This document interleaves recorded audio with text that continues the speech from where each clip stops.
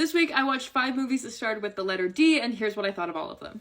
Apologies that this took so long. I attempted to watch Dances with Wolves, and I just kept like pausing. It was just so long, and I'm sure one day I will return to it, but it is not in this lineup. If you're just joining this series, each week I am going through movies that start with a particular letter of the alphabet in order to better bolster my Letterboxd reviews. I don't think anyone recommended this, but as a Marvel fan who hadn't seen the Daredevil movie, I felt like it was required. I don't really know what to say other than no amount of Evanescence songs could have saved this. And I felt like 1.5 was a little harsh, but 2 felt like too much. Glad they went with the TV show. This one was recommended to me. I watched Bram Stoker's Dracula.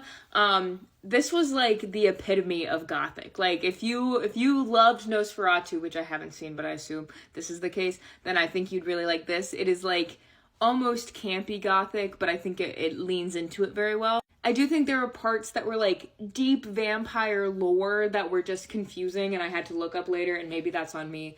And also the transitions are a lot. But overall, I liked the movie.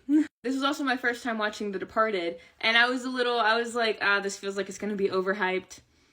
It was so good. It was so good. If you're like into kind of the like mob crime-esque kind of movies, which I am, it's beautifully done. I didn't post my review because it has a spoiler, but if you've already seen it, then it is funny. Okay, Devil Wears Prada is kind of in between movie I've seen before and movie I haven't. I can't confidently claim that I had seen the movie from start to finish prior to this moment. And I love Meryl Streep. I think this is an incredible performance by her. I do think there's a lot of nostalgia factor in how people rate this. I think otherwise it's like an okay movie. Dr. Point automatically, because trying to convince me that Anne Hathaway wasn't skinny at this time is ridiculous. You can say, it's trying to point out the ridiculous nature of the fashion industry in the early 2000s, I'm still docking a point.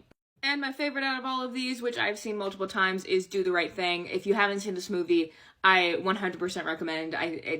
It's sad how much it holds up over time, despite it being from 1989.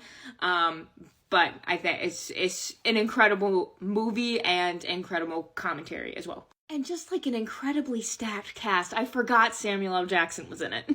So let me know in the comments, what do you think of these movies, and what movies should I watch that start with the letter E? I'm worried that one's going to be difficult.